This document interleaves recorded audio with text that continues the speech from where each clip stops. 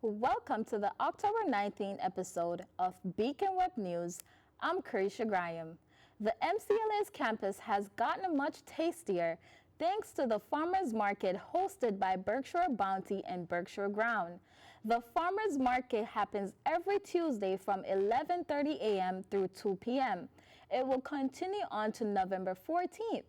This farmers market isn't just for the high rollers. You can snag gift cards tailored for the market, ensuring that everyone, regardless of their financial situation, can savor the flavors of the farmers market. Reach out to Cassie Young for more information at the link below. Join the Student Activities Council for a spectacular night of laser tag with a Halloween twist. Mark your calendars for Thursday, October 26th from 5 p.m. to 9 p.m. Don't miss out on the eerie fun. Sign up for this event on the Engage app. On October 19th, the Resident Hall Association is hosting a nostalgia night. Students will enjoy a night of reliving the 2000s with a night of Mario Kart, slime making, and giant childhood games, and all the best snacks from your childhood. This event will take place from 7 p.m. to 9 p.m. Last October 3rd, SAC hosted a laughter-packed comedy event open to all students. The spotlight of the evening was on Ryan Irwin, a charismatic storyteller comedian who took the stage to entertain the MCLA community. Our reporter Mamadou has the inside scoop on this hilarious event. On Monday, October 2nd, SAC hosted a comedy event to all students, and BW got the chance to cover the event and talk to comedian Ryan Irwin. I did a stand-up comedy show that was open to all the students, and it was a lot of fun. It was great, very positive environment, lots of kids excited to be here. I'm more of a storytelling comic, and they loved my stories, and so we all had a good time. Ryan also tells us his journey with comedy so far and what the future plans for him is. Comedy a little over 5 years ago, but I've been doing it full-time for about 2 now. Yeah, so I recently moved to New York City earlier this year, and I'm hitting the grind, trying to get famous, trying to get a TV credit, and working from there. But yeah, right now I make a full-time living, traveling around the country doing stand-up. We also got the opportunity to speak with one of the comic attendants who offered us their take on the act. It was really funny. He had a lot of good jokes, and it was a good way to get to know him, but also laugh at the same time. Cora gives us her rating on the show and if she will be down to attend one of his events in the future. 10, or if I could give it even higher, I would, because it was really funny. If I had a way to get there, I would definitely go to his events in the future. He's really funny and a talented guy. Thank you so much. Sexuality Center on a journey to Mass Mocha this Friday, October 20th, from 3 p.m. to 5 p.m. Let's celebrate LGBTQ+ History Month together. Delve into the E.J. Hill Break Run Helix exhibit and beyond. Those who join from the start will have a chance to enter a raffle with 2 lucky winners securing a ride on the Brava roller coaster during the visit. Afterwards, feel free to wander through the museum at your own space. Each year, SAC hosts a family and chowder festival, and this year's event will be taking place on October 21st from 12 p.m. to 4 p.m. So make sure to bring your family and friends. WJJW has been around for over 49 years, and some changes are being made this semester. Our reporter M. Marley Wright got an inside scoop on what changes are being made. WJJW is the MCLA college radio station. It is available to students and community members alike. It's been around for 50 years. Recently, I got a chance to talk to the vice president of WJJW about what the organization is like. I'm the VP of our e-board, which means pretty much that I do all the scheduling for people's show slots. I help organize the station. I'm currently working on that. It's a little hectic right now, but I'm trying. Yeah, I do most of the training for new people coming in. Yeah, I do a lot of the clerical stuff like buying the merch, setting up meetings, taking the minutes, things like that. So Yeah. We used to have a lot of people, and then the old advisor left, and then now we're slowly, on the incline again with more people joining. Hopefully it keeps getting better. I do know that we have more people interested in like doing things with us, like co-collabing with other clubs and organizations for events and things. So that certainly is going to be on an incline. Hopefully we have a lot of those. So favorite memory has to be the first time I had my grandma able to listen. I set up the app on my aunt's phone, and which a lot of people don't even know that you could use the app, so it's amazing. I set up the app on my aunt's phone, and she went over to my grandma's house, and I did like a couple like songs dedicated to her, and she was like crying, and she was like, "Oh my God, I'm so proud of you." And it was just like sweet to know that like she listened, and every time like one of my friends listens or something, they'll always be like, "Can you play this song? I love this song you're playing." And just the fact that they're hearing what I'm putting out it just makes me happy every time. Tony also discussed possible changes that are being considered for WJJW.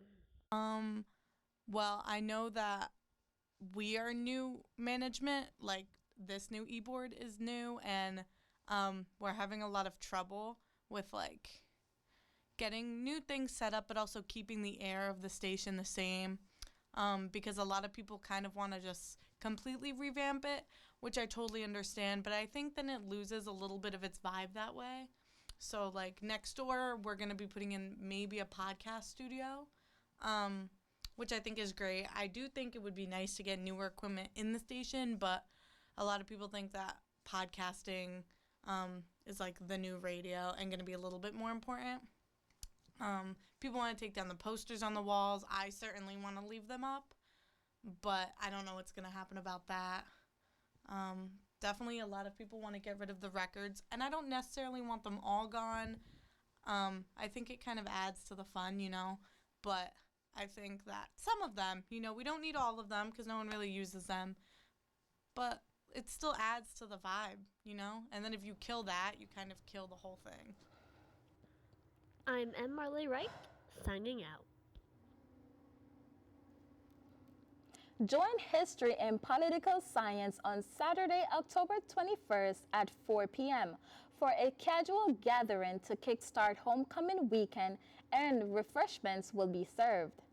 If you're still interested in taking a hike up the Greylock Mountain, then you're in luck. The hike has been rescheduled to October 22nd from 9:30 a.m. to 2:30 p.m. Students, staff, and faculty will hike to the summit from the Cheshire Harbor Hill Trail. Visitors are in for a treat as the Susan B. Anthony Birthplace Museum unveils its latest exhibit. Lucky for you, I got a sneak peek into what this new showcase has in store. The Susan B. Anthony Birthplace Museum recently unveiled a new display for its visitors titled Hand in Hand. The exhibit was launched on Women's Equality Day and is now accessible to the public.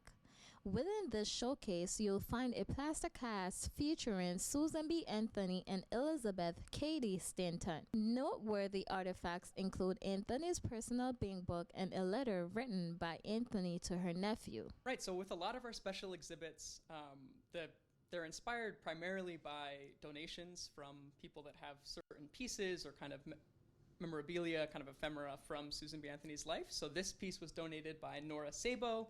She's the granddaughter of Susan B. Anthony's nephew, Bert Anthony, and she had this cast along with Susan's bank book, and then there's also a letter from Susan to her nephew, Bert. So Nora Sabo generously donated it to the museum in 2016, and that's kind of when this exhibit first started, but obviously it's not 2016, so it took a long time to get the cast in good enough shape to present, and then kind of shape the vision around it.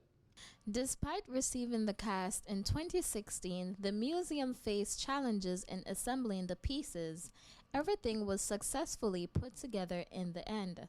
The cast itself was created as a lasting tribute to the friendship between Elizabeth and Susan. We're looking primarily at, so it's November 12th and 13th in 1895. So on the 12th, there's a big kind of public birthday celebration of Elizabeth Cady Stanton. She turned 80, which is awesome.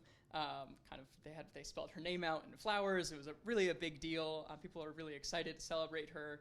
And she said even at that time that she appreciated people being there to celebrate her birthday, but she recognized that the celebration was really not about her, but it was about kind of what she represented for women's suffrage and for women's rights. So she was kind of already thinking about kind of the symbolism behind this celebration. And so the next day, we have in a diary entry from Susan B. Anthony that she went to Elizabeth Cady Stanton's house, and they did kind of a cast of this handshake between the two of them, and then have their names on the sides of their forearms, basically.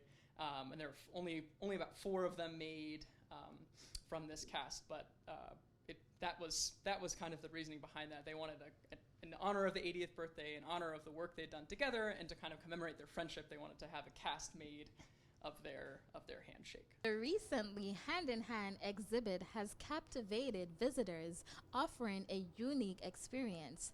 This is BWN. I'm Carisha Graham. Join the Queer Student Union for a night of music, dancing, and costume competition.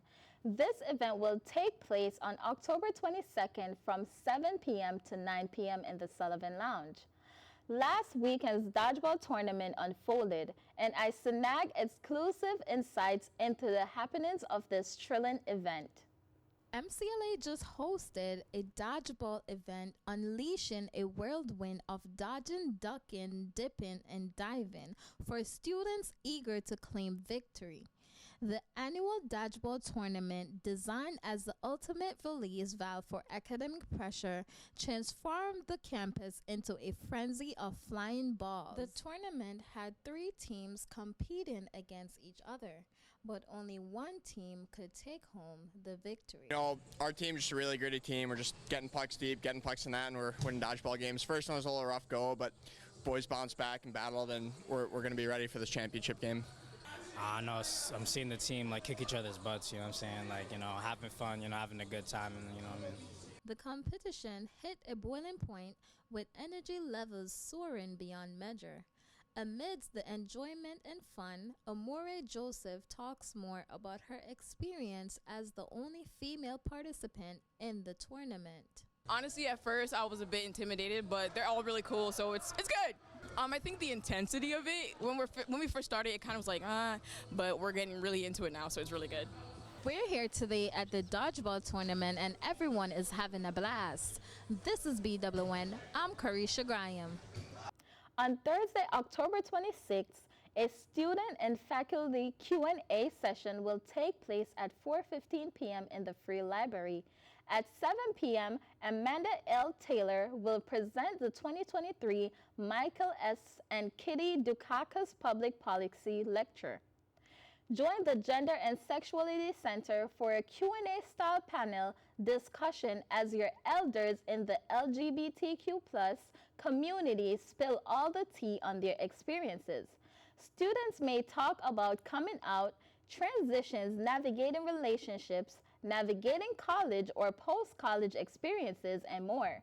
This event will take place on Friday, October 27th at 4 p.m. to 5:30 p.m. This week, the weather has been quite unpredictable, so to stay in the loop, our reporter Mamadou is here to provide you with the latest updates on the current conditions. Good day, North Adams. I hope everyone is doing well and staying warm as the temperature begins to drop. It's time to see what Mother Nature has in store for us in this lovely town of North Adams for next week. North Adams might expect a little shift in the weather pattern as this week progresses. Cloud cover will rise. On Wednesday, the high will be 60 degrees and lows will drop to 41. As of Thursday, it will be clear skies and the weather will be up to 63 degrees and low of 50 degrees, with a small risk of scattered showers. Looking ahead of the weekend, we have some changes in store. Friday will bring cloudy skies and the temperature high will be 62 degrees and overnight lows of 51 degrees.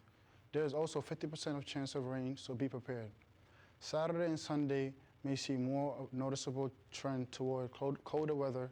Expect rain on both days as there is 75% chance of rain showers and there is a high temperature of approximately 59 degrees Fahrenheit on Saturday and 50 degrees on Sunday. So bring your umbrellas. This is BWN. I am Mamadou Diallo. Back to you, Carisha. Join the city of Pittsfield and the town of Dalton for a household hazardous waste collection on Saturday, October 21st. They are accepting various household items with special handling or disposal requirements, like rechargeable button batteries, non-alkaline batteries, and mercury-bearing thermostats. You can head to the city's highway facility at 81 Hawthorne Avenue and use the rear entrance.